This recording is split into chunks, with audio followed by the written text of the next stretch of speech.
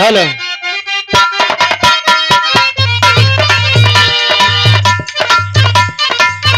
देखा है बड़ी बढ़िया भोजपुरी लगाए देहन ये सब पुरान भोजपुरिया आवा चले लूटा हारिया तला दीदी चेन्नैया हिलोर मारे कारी हैया ये गोरी हिलोर मारे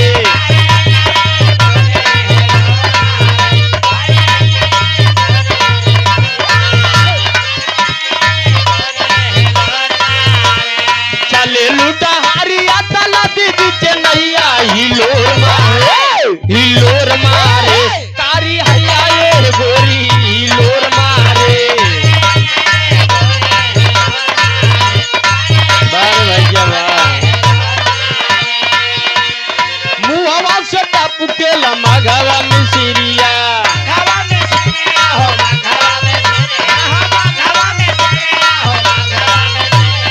जान अंगड़ाई ले लू गम के लगोरिया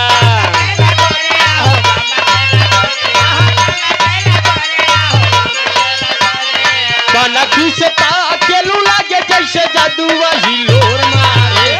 हिलोर मारे कारी हैया ये गोरी हिलोर मारे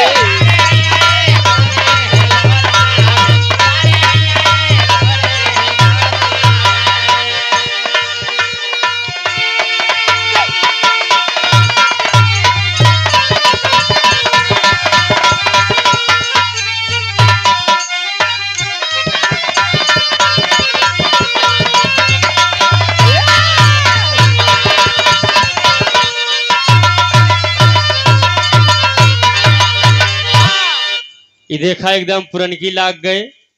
मास्टर साहब ये रामबरन काका हमारे गांव है बड़ा लाई के आराम से गाँव है। अब तो पुरान चीज धीरे धीरे बाबू जी उन्हें देखे के मिले यह है समय के परिवर्तन समय के परिवर्तन हो जरूरी बा कहे ना 5 साल पे सरकार बदल दे चाहिए तो वैसे हम जानते हैं हर साल गाना बदल दे चाहिए खाए पिए वाला आइटम बदल याद बा कुछ न कुछ हर साल बाबूजी कुछ न कुछ नवा होत बा ये दुनिया इतना सुकुआर हो गया बड़का भैया लोग इतना सुकुआर हो गया हाँ ये धरती जितना ही सुविधा हो गया मनाई उतना ही सुकुआर हो गया हाँ